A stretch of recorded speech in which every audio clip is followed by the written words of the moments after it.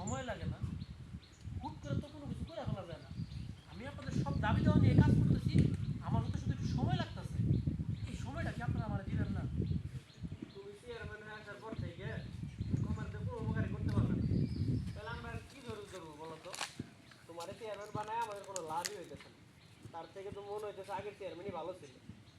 কারণ এটা আপনি কি বলতে চান বলুন তো? এটা কি বলেন করিম চাচা? আমি আপনাদের কোনো উপকার করি নাই। আমি দিন রাত আপনার জন্য কাজ করে যেতেছি। এটা আপনি কি করেন করিম চাচা? আপনাদের কারো কোনো উপকার করি নাই, এরকম একটা কথা আপনি কইতে পারলেন?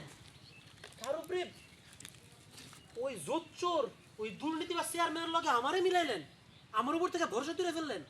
আপনারা ভুইলা গেছেন ওই চেয়ারম্যান আপনাদের সবার জমি জমা দখল করে রেখে দিছিল, আর তার সাথে মিলাইতেছেন আমারে। কত কাজ করছো সেটা তো দেখতেই পাইছি। শোনো আবির মিয়া, তো কেউ তোমার এই স্কুলের ব্যাপারে সাহায্য করতে পারবো না আমরা।